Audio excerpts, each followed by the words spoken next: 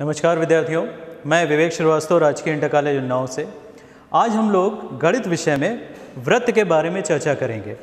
तो देख लेते हैं कि हमारे चर्चा के बिंदु क्या रहेंगे। सबसे पहले हम भूमिका के बारे में बात करेंगे। वृत्त की भूमिका हमारे जीवन में, इसका प्रयोग क्या है, उपयोग क्या है दैनिक जीवन में, उसके बारे में चर्चा करेंगे। फिर वृत्त की परिभाषा, जो गणितीय रूप में वृत्त की परिभाषा है, उसके बारे में हम लोग अध्ययन करेंगे। फिर जो वृत्त से संबंधित पद होते हैं, अर्थात केंद्र हो गया, जीवा हो गई, व्यास हो गया, त्रिज्यखंड, वृत्तखंड आदि की परिभाषाएं और उनका चित्रण हम लोग देखेंगे। फिर उनसे संबंधित कुछ अभ्यास प्रश्न करेंगे।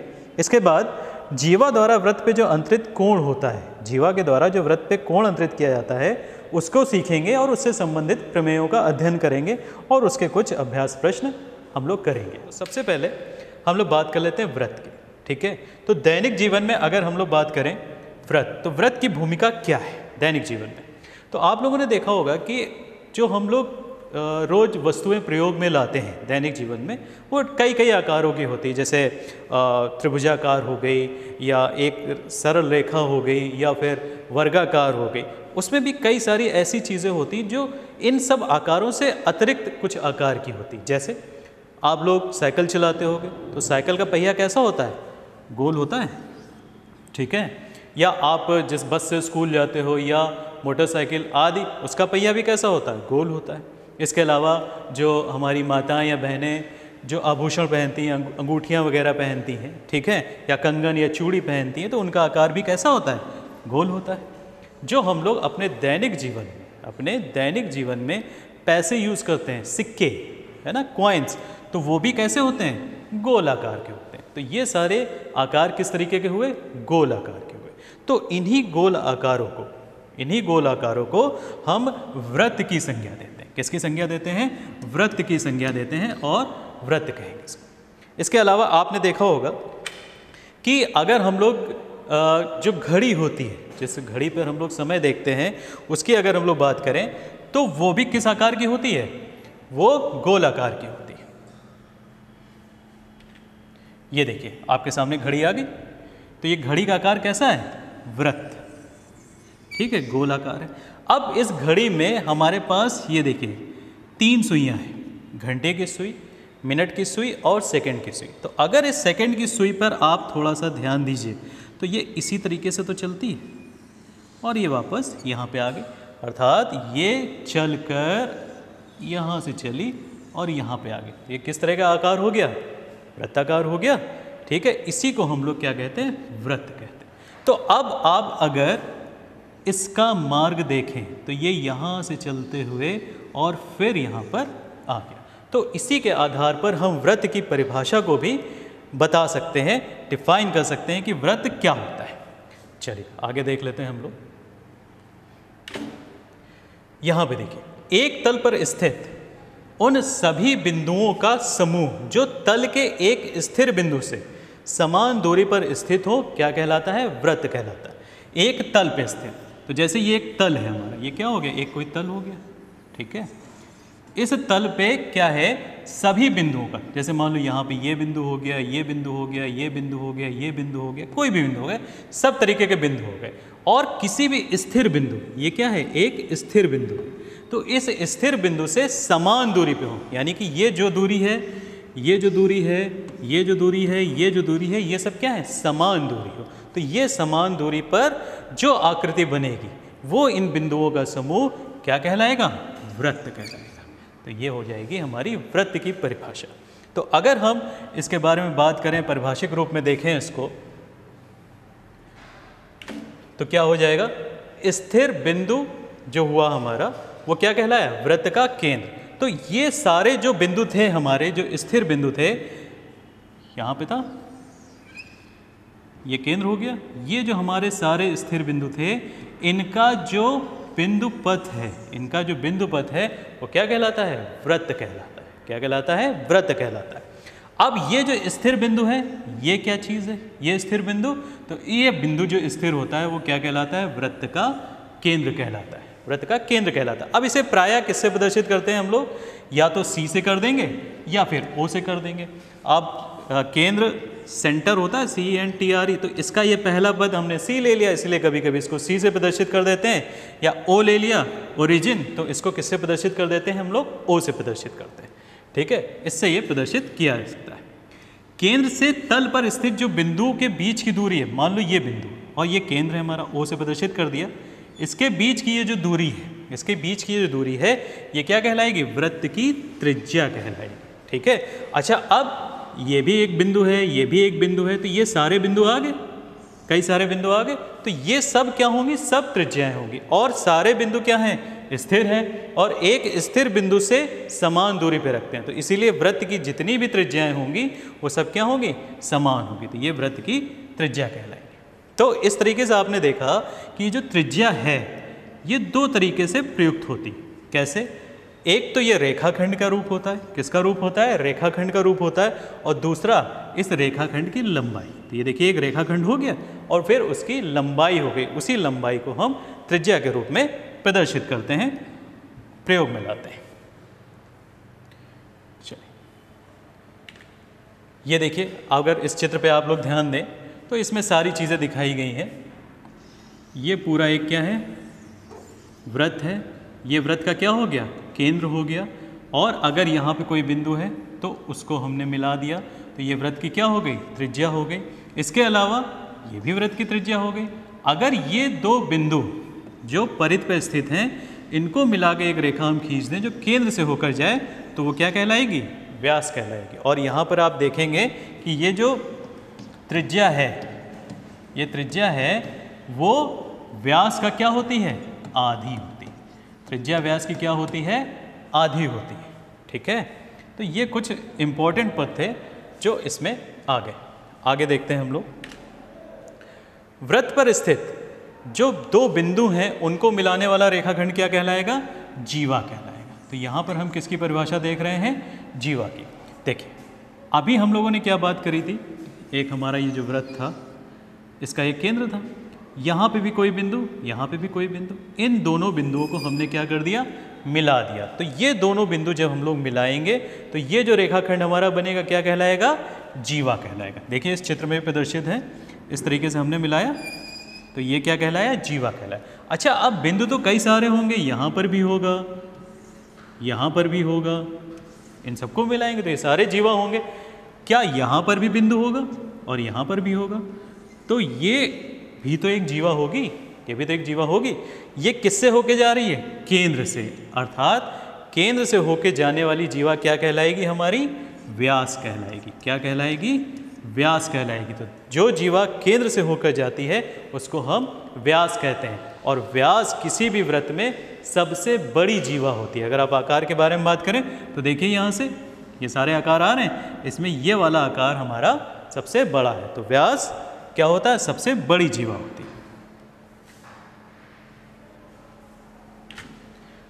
अब यदि ये रेखाखंड वृत्त के केंद्र से होकर जाता है तो उसे क्या कहेंगे, व्यास कहेंगे। अभी जो मैंने पीछे आप लोगों को बताया पीछे की स्लाइड में, तो ये देखिए इस केंद्र से जो होकर जा रहा है तो ये क्या कहलाएगा, व्यास कहलाएगा। यहाँ पे ये केंद्र, ठीक है। और व्यास क्या होता है, त्रिज्या का दुगना होता है। त्रिज्या का कितना होता है, 2 गुना होता है, और ये सबसे बड़ी जीवा क्या होती है, ये सबसे बड़ी जीवा होती है। इसके बाद हम लोग चाप के बारे में बात करेंगे कि चाप क्या होता है। ठीक है, चाप, तो जो दो बिंदुओं के बीच वृत्त का भाग होता है उसको हम लोग क्या कहेंगे, चाप कहेंगे। ये एक पूरा वृत्त है, तो अगर हम इसको ये देख लें, ये देखिए पूरा वृत्त इस तरीके से बना हुआ है, और इसमें ये 2 पॉइंट हैं, एक पॉइंट ए है, एक पॉइंट बी है। तो ये जो 2 बिंदुओं के बीच का हिस्सा है ये क्या कहलाएगा, हमारा चाप कहलाएगा, आर्क कहलाएगा। ठीक है, और ये चाप वृत्त को क्या करेगा, 2 भागों में बांटेगा। देखिए यहाँ पे आपको दिख रहा है पहला भाग और ये दूसरा भाग, 2 भाग आपको दिख गए। तो ये वृत्त, ये चाप क्या करेगा, वृत्त को 2 भागों में बांटेगा। तो अब इसके बारे में बात कर लेते हैं। ये जो 2 भाग होंगे वो कैसे होंगे हमारे, देखिए बड़ा भाग जो है उसको क्या कहा जाएगा, दीर्घ चाप। बड़े भाग को क्या कहा जाएगा, दीर्घ चाप, और छोटे भाग को क्या कहा जाएगा, लघु चाप कहा जाएगा। जैसे एक पॉइंट ये ए हो गया, एक पॉइंट ये बी, ये केंद्र हो गया, तो ये हमारा चाप हुआ। तो तो ये जो भाग है ये वाला, ये क्या कहलाएगा? छोटा चाप कहलाएगा, लघु चाप कहलाएगा। जबकि ये जो है इसको हम लोग क्या कहेंगे? दीर्घ चाप कहेंगे। इसको क्या कहेंगे? दीर्घ चाप। जब कभी लिखना होगा तो जैसे ये ए बी है, तो अगर हम छोटा वाला ले रहे हैं तो इसको हम ए बी लघु चाप इस तरीके से रिप्रेजेंट कर सकते हैं, दर्शा सकते हैं। या फिर बड़ा वाला चाप दिखाना है तो दीर्घ चाप ए बी इस तरीके से प्रदर्शित किया जा सकता है। अब अगर चाप के दोनों बिंदु क्या हों? व्यास के सिरे हों। हमने यहाँ बताया कि ये जो दो बिंदु होते हैं उनके बीच का हिस्सा चाप कहलाता है। अब अगर ये दोनों बिंदु यहाँ पर हों, अर्थात जो व्यास है उसका सिरा हो, तो ये देखिए आपको दिख रहा है ये बराबर हिस्सा हो गया और ये वाला हिस्सा बराबर हो गया। इसको एक बार फिर से देख लेते हैं हम लोग। एक बिंदु हुआ ये सी, एक बिंदु हुआ ये डी, और ये कहाँ से होके जा रहा है? केंद्र से होके जा रहा। तो इसने क्या किया? दो बराबर भागों में बांटा। तो चाप अब ना कोई दीर्घ रह गया ना कोई लघु रह गया, दोनों चाप कैसे हो गए? बराबर हो गए। तो ये प्रत्येक हिस्सा हमारा क्या कहलाएगा? अर्धवृत्त। क्या कहलाएगा? अर्धवृत्त कहलाएगा। और प्रत्येक चाप हमारा अर्धवृत्त से प्रदर्शित किया जाएगा। चलिए आगे देख लेते हैं।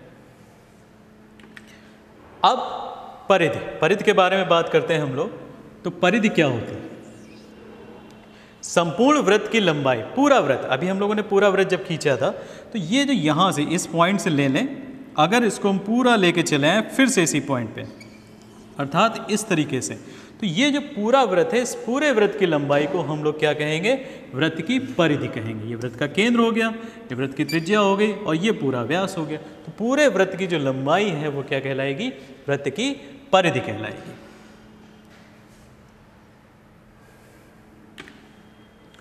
अब बात करते हैं हम लोग वृत्तखंड के बारे में।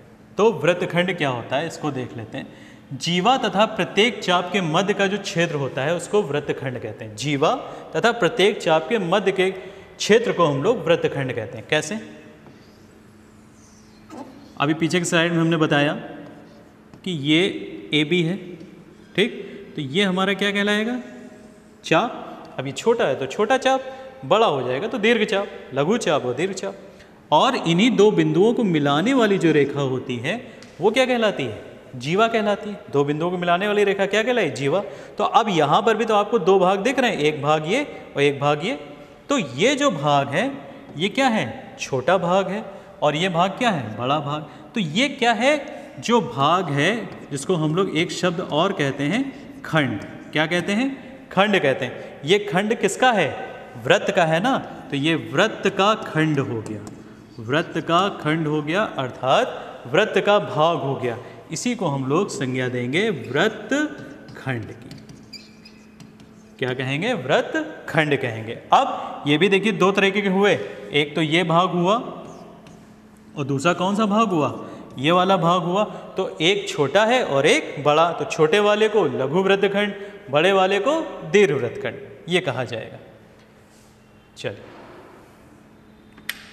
देखिए यहाँ पर दिया गया है जो चाप की आकृतियाँ होती हैं, चाप की आकृति मतलब लघु या दीर्घ। तो चाप की आकृतियों के आधार पर वृत्तखंड कितने प्रकार का होता है? दो प्रकार का होता है।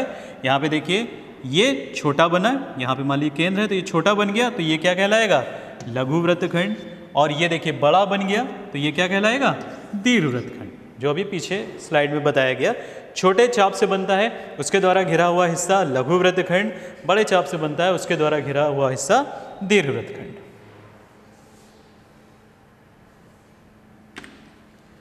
अब त्रिज्यखंड। अभी हम लोगों ने बात करी थी वृत्तखंड के बारे में, अब हम लोग बात करते हैं त्रिज्यखंड के बारे में। तो त्रिज्यखंड अर्थात यहाँ पे क्या शब्द आ गया?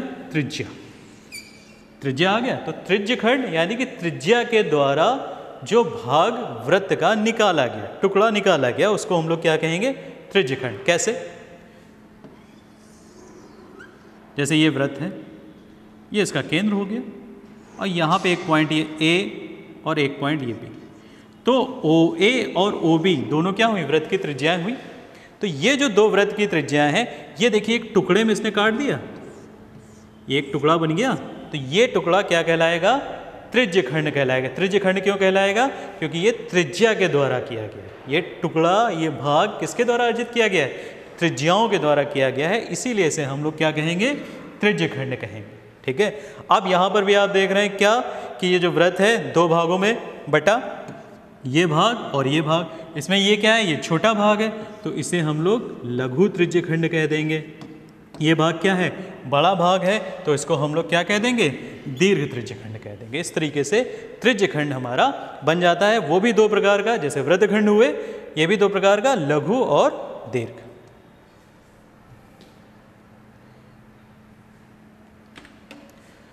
ये त्रिज्य खंड के चित्र हैं जो सामने आपके आ गया, जो अभी हमने बना के बताया था। ये देखिए, ये त्रिज्य खंड आ गया, ये पूरा एक, ये चाप हो गया, ये त्रिज्याएं हो गई, केंद्र O हो गया, इसके द्वारा ये इस पूरे वृत्त का जो खंड है क्या कहलाया, त्रिज्य खंड कहलाया। अब इस चित्र में हम लोग देख लेते हैं, जो पूरा हम लोगों ने जहाँ जहाँ बात करी थी, ये पूरा क्या है, हमारा एक वृत्त है। पूरा क्या है, एक वृत्त है। ये हमारा सेंटर हो गया अर्थात केंद्र हो गया, ये त्रिज्याएं हो गई, तो इन त्रिज्याओं के द्वारा ये जो बना हुआ भाग हो गया, ये भाग क्या कहलाएगा, त्रिज्य खंड कहलाएगा। क्या कहलाएगा, त्रिज्य खंड कहलाएगा। इसके बाद अगर हम लोग बात कर लेते हैं इस भाग की, ये देखिए, ये दो पॉइंट्स हैं और इनके बीच का ये भाग अर्थात ये वाला भाग, तो ये वाला भाग क्या कहलाएगा, जीवा के साथ जो जुड़ा हुआ, इसको हम लोग क्या कहेंगे, वृत्त खंड कहेंगे। क्या कहेंगे, वृत्त खंड कहेंगे। और इसके अलावा ये जो हिस्सा बच रहा है हमारा, ये वाला हिस्सा, इसको हम लोग क्या कहेंगे, चाप कहेंगे। ठीक है, तो एक वृत्त में इस तरीके की हमको आकृतियां दिखाई पड़ेंगी। ये त्रिज्य खंड हो गया, ये वृत्त खंड हो गया, ये चाप हो गया। अंग्रेजी में देखें, त्रिज्य खंड को सेक्टर कहते हैं, वृत्त खंड को सेगमेंट कहते हैं, जबकि चाप को क्या कहते हैं, आर्क कहते हैं।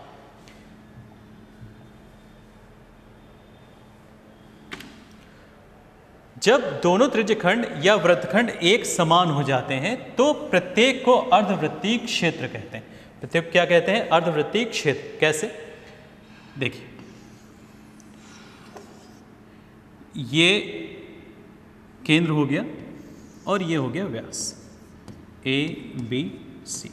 तो ये एक जीवा हो गई, तो जीवा के द्वारा दो समान भाग, ये भी देखिए समान भाग है और ये भी समान भाग है, दोनों भाग क्या हो गए, समान हो गए, तो इसको हम क्या कहेंगे, अर्धवृत्त। ये किसके द्वारा हुआ, जो एक वृत्तखंड के द्वारा। ये किसके द्वारा हुआ, एक वृत्तखंड के द्वारा, समान हिस्से में। अच्छा, OA इसको हमने मिलाया तो ये भी तो त्रिज्या है, OB इसको मिलाया तो ये भी तो एक त्रिज्या है, तो त्रिज्याओं के द्वारा एक खंड हुआ, तो ये क्या कहलाएगा, त्रिज्य खंड। जहाँ पर हम OA और OB की बात कर रहे हैं त्रिज्याओं के द्वारा, तो ये भी दोनों क्या हो गई, समान हो गई। तो इन दोनों क्षेत्रों को हम क्या कहेंगे, अर्धवृत्तीय क्षेत्र कहेंगे।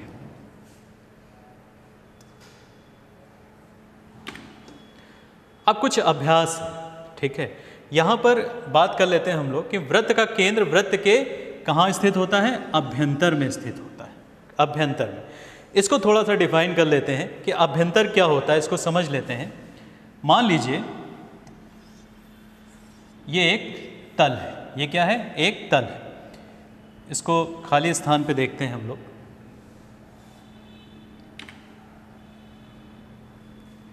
मान लीजिए ये एक तल है, ठीक है, इस तल पर एक ये हमारा वृत्त है। तो जब ये वृत्त आ गया, ये तल हो गया, तो वृत्त जिस तल पे स्थित है, तो तल के अंदर का भाग, तल के अंदर का भाग क्या कहलाएगा, अभ्यंतर कहलाएगा। क्या कहलाएगा, अभ्यंतर कहलाएगा। उसके अलावा ये तो हमारा है ही क्या, ये वृत्त है। और अब जो भाग बच रहा है, यानी कि ये वाला भाग, ये वाला भाग, ये सब भाग हमारा क्या कहलाएगा, अब ये कहाँ है, ये है तो बाहर, तो ये भाग क्या कहलाएगा, बहिर्भाग। ये भाग क्या कहलाएगा, बहिर्भाग। ठीक है, जो अभी प्रश्न हमने दिया था ये उसी का है, अभ्यंतर यानी वृत्त के अंदर वाला भाग, और फिर वृत्त हो गया और बहिर्भाग। तो इस तरीके से एक चीज़ और आई निकल के कि वृत्त किसी भी तल को कितने भागों में बांट देगा, अभ्यंतर, वृत्त और बहिर्भाग। कुल कितने भाग हो गए, 3 भाग हो गए। तो वृत्त किसी भी तल को कितने भागों में बांटेगा? 3 भागों में बांटेगा। तो ये देखिए एक्सरसाइज जो हमारी थी, अभ्यास था, वृत्त का केंद्र कहाँ होता है? तो वृत्त के अंदर ही हुआ, तो वृत्त के अभ्यंतर में होता है। अभी हम लोगों ने पीछे डिस्कस किया था कि वृत्त की सबसे बड़ी जीवा, वृत्त की सबसे बड़ी जीवा क्या होती है? व्यास होती है। सबसे बड़ी जीवा क्या होती है? व्यास होती है। वृत्त जिस तल पर स्थित होता है, अभी हमने पीछे बात करी, कितने भागों में बांटता है? 3 भागों में बांटता है। वृत्तखंड क्या होता है? एक चाप तथा जीवा के बीच का भाग होता है। एक चाप एवं जीवा के बीच का भाग होता है। ठीक है। अच्छा, अगर हम यहाँ पे कह दें कि त्रिज्यखंड, इसकी जगह हम मान लो कर दें त्रिज्यखंड, और ये पूछ दें कि त्रिज्यखंड क्या होता है, तो वो किसके बीच का भाग होगा? तो त्रिज्यखंड एक चाप और 2 जीवाओं के बीच का भाग होगा। एक चाप और 2 जीवा, जो 2 जीवा नहीं, 2 त्रिज्याओं के बीच का भाग होगा। किसका होगा? 2 त्रिज्याओं के बीच का भाग होगा। वो क्या कहलाएगा? त्रिज्यखंड कहलाएगा। जबकि वृत्तखंड क्या होता है? चाप और जीवा के बीच का भाग। तो यहाँ पे क्लियर कर लीजिए कि चाप और जीवा, इसके बीच का भाग वृत्तखंड, चाप और त्रिज्या, इसके बीच का भाग त्रिज्यखंड।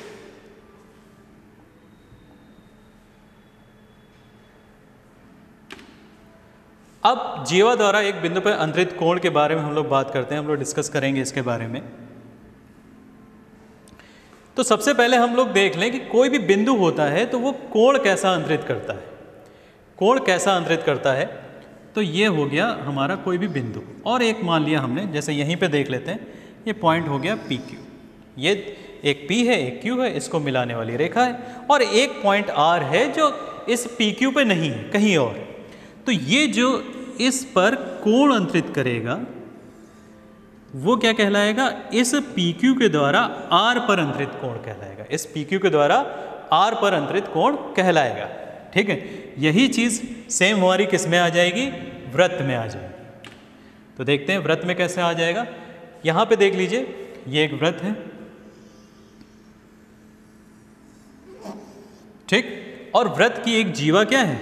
ये BC। BC क्या है? वृत्त की एक जीवा है। तो अगर हम लोग बात करें यहाँ पर इस BC के द्वारा केंद्र पर, केंद्र हमारा ये हो गया, तो इस BC के द्वारा केंद्र पर अंतरित कोण हमारा ये हुआ। तो जो जीवा है BC, उसके द्वारा केंद्र पर अंतरित कोण कौन सा हो गया? ये वाला हो गया। अगर हम इसी जगह बात कर लें कि भाई ये तो ये वाला हो गया, अगर हम परिधि पर, तो परिधि पे ये बिंदु हो गया, तो इस परिधि पे अंतरित कोण कौन सा है? तो ये परिधि पे अंतरित कोण हो गया, ये वाला हो गया। ठीक है। इस जीवा BC के द्वारा, उसी तरीके से ये तो ऊपर की तरफ हो गया, यानी कि दीर्घ वृत्तखंड में हो गया। अगर हम लघु वृत्तखंड की बात करें तो ये देखिए एक कोण ये हो गया। ठीक है। तो ये क्या होते हैं? केंद्र पर अंतरित कोण, परिधि पे अंतरित कोण किसके द्वारा? किसी भी जीवा के द्वारा। तो इससे संबंधित कुछ प्रमेय हैं, उनको हम लोग देखेंगे। देखिए प्रमेय क्या है, हमारी जो प्रमेय कहलाती है, प्रमेय, वृत्त की बराबर जीवाएं वृत्त के केंद्र पर बराबर बराबर कोण अंतरित करती हैं। ठीक है। वृत्त की बराबर जीवाएं वृत्त के केंद्र पर बराबर कोण अंतरित करती हैं। इस प्रमेय का हमको सिद्धिकरण करना है। तो प्रमेय का मतलब क्या हो गया? प्रमेय किन चीज़ों के लिए लिया जाता है कि ये एक स्टेटमेंट बन जाता है, एक वाक्य बन जाता है, जिसको हम कहीं प्रश्नों में प्रयोग कर सकते हैं, जो स्वतः प्रमाणित होती हैं। इनको हमको प्रमाण एक बार हमने कर दिया, फिर हम इसके बारे में आगे बात नहीं करते हैं। एक स्टेटमेंट को लेकर ही हम लोग चल सकते हैं, विभिन्न प्रश्नों में हम लोग प्रयोग कर सकते हैं। तो यहाँ पे अगर हम लोग बात करें, देखें इसके बारे में, तो ये देखिए ये एक वृत्त है। ठीक है। ये क्या है? एक वृत्त है, और ये कह दिया कि वृत्त की 2 बराबर जीवाएं हैं। कौन सी? AB और CD। तो ये 2 वृत्त की बराबर जीवाएं हो गई। ये जीवा इस केंद्र पर समान कोण अंतरित करेंगे, ये हमको सिद्ध करना है। तो दिया क्या है? एक वृत्त जिसका केंद्र क्या है? O है, जिसकी जीवाएं AB और CD हैं। सिद्ध क्या करना है? कोण AOB बराबर कोण COD। ठीक है। तो हमने रचना क्या करी कि जो रेखाखंड AD और BC खींच लिया, A को D से मिला दिया और B को C से मिला दिया। अब हम इसको सिद्ध करना प्रारंभ करते हैं।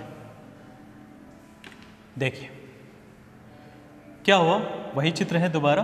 तो यहाँ पर हमको दो त्रिभुज दिख रहे हैं। एक देखिए आपको एक त्रिभुज ये दिखा और एक त्रिभुज ये दिखा। अब इन दोनों त्रिभुजों में क्या है, ये जो OA है, जो OA है ये इसके बराबर है। क्यों बराबर है? क्योंकि ये एक ही वृत्त की त्रिज्या है। उसके बाद जो OB है ये OD के बराबर है। क्यों बराबर है? क्योंकि ये भी एक ही वृत्त की त्रिज्या है। और प्रश्न में अभी पीछे हम लोगों ने देखा AB बराबर CD, ये हम लोगों को दिया है। तो इस तरीके से हमको तीन चीज़ें मिल गई, तीन भुजाएं मिल गई। OA बराबर OC, OB बराबर OD और AB बराबर CD। तो हमारा कौन सा पोस्टुलेट बना? ट्रिपल S, यानी भुजा भुजा भुजा। ठीक है, तो जब ये हो गया तो दोनों त्रिभुज हमारे क्या हो गए? सर्वांगसम हो गए। जब दोनों त्रिभुज हमारे सर्वांगसम हो गए तो ट्रिपल S से तो कोण AOB कोण COD के बराबर हो जाएगा। क्यों हो जाएगा? क्योंकि त्रिभुज सर्वांगसम हो गए। सर्वांगसम का मतलब क्या हुआ? सारे अंग समान, सर्व अंग सम। तो इनकी ये भुजाएं तो बराबर हो ही गई थी। अब क्या बचा? इनके कोण बचे। तो ये कोण इस कोण के बराबर हो गया और हमको यही सिद्ध करना। तो ये हमारी प्रमेय थी जिसके द्वारा हम लोगों ने ये सिद्ध किया कि वृत्त की जो बराबर जीवाएं होती हैं वो केंद्र पर बराबर कोण अंतरित करती हैं। ठीक है, इसके बाद कुछ अभ्यास प्रश्न हैं जो आप लोगों के लिए गृह कार्य के रूप में कार्यरत हो जाएंगे। क्या है कि सिद्ध कीजिए कि यदि सर्वांगसम वृत्तों की जीवाएं उनके केंद्रों पर बराबर कोण अंतरित करती हैं तो वो जीवाएं क्या होंगी? बराबर होंगी। ठीक है, उसके बाद दूसरा प्रश्न है कि यदि सर्वांगसम वृत्तों की बराबर जीवाएं केंद्रों पर बराबर कोण अंतरित करें तो सर्वांगसम वृत्तों की बराबर जीवाएं उनके केंद्रों पर बराबर कोण अंतरित करेंगी। ये प्रश्न था हमारा पहला प्रश्न कि सर्वांगसम वृत्तों की जीवाएं केंद्रों पर बराबर कोण अंतरित करें तो वो बराबर होती हैं। यहाँ पे जीवाएं बराबर सिद्ध करनी है। दूसरे प्रश्न में हमको क्या करना है? सिद्ध कि सर्वांगसम वृत्तों की बराबर जीवाएं उनके केंद्रों पर बराबर कोण अंतरित करती हैं। तो आशा है कि आज जो चैप्टर आप लोगों को पढ़ाया गया वो समझ में आया होगा। जितनी भी प्रमेय या जो भी परिभाषाएं पीछे हम लोगों ने परिभाषित करी उनको आप लोग एक बार फिर से रिवाइज कीजिए। हम लोगों का जो दूसरा वीडियो आएगा उसमें हम इन प्रश्नों के उत्तर तो देखेंगे ही, अब साथ में आगे जो भी चीज़ें हैं, जो भी भूमिकाएं हैं या फिर जो और अन्य प्रमेय हैं उनको हम लोग सिद्ध करेंगे। बहुत बहुत धन्यवाद।